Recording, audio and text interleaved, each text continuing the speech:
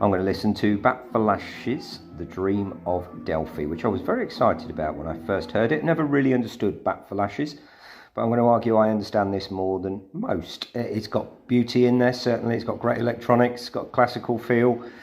Yeah, a lot to love, but not a classic. Track 1, Dream of Delphi. It's that. I was sold in the first 15 seconds. It's that synth hook that is just magnificent. Best track on the album, certainly. There is some other stuff that comes kind of close, but this is beautiful. This is not what I expected.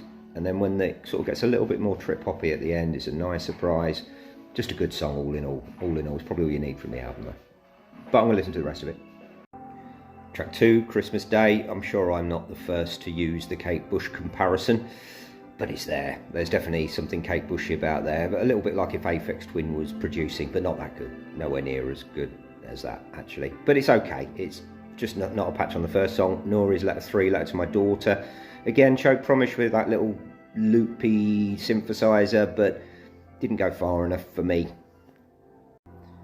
Track 4, At Your Feet. I think apart from the first and last track, which are the same track, which annoys me, I like it when it goes the most classical, which this is. It is just a classical piece, really, and it's absolutely beautiful. I sort of wish the rest of the album was like this, apart from the first and last track, which are the same. Track 5, The Midwives Us Have Left. Yeah, I like the classical bits of this. I'm absolutely engrossed with this. And quite often in classical, I'm walking around and I don't give it my full attention until this 10th listen. So yeah, it's got that sort of subgenre, mellower bits at end of albums that is absolutely adorable. I really like the classical bits. I hope it's a classical track next. We'll see. Track 6, Home, single version, and it is a single. I don't know if it's the biggest hit on there, but it certainly should be. Yeah, I forgot about this track, apart from the first and the last track, which are the same. It's a really good pop song. It's a really, really quality, heartfelt, brilliantly produced pop song.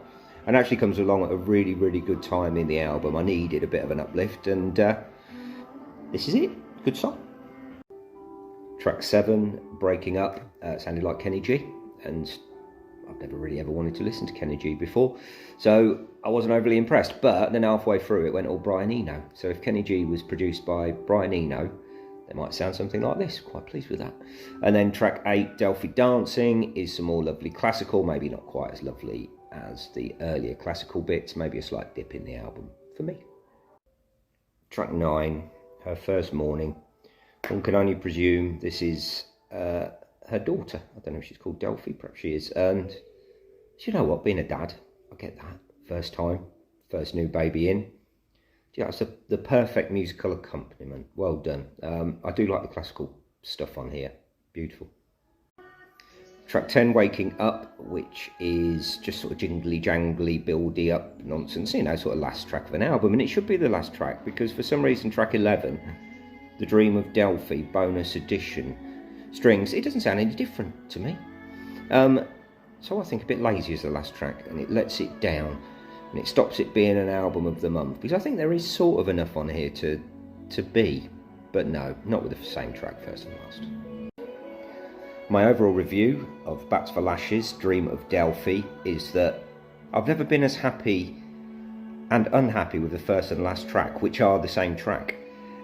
It annoys me that the first and the last track are the same, and I sort of forget how much I've enjoyed the bit in the middle, because there is some glorious, glorious stuff there. So it's my problem. Do listen to it, but only listen to the first 10 tracks. There's no point in the last one. But it is really, really worth your time.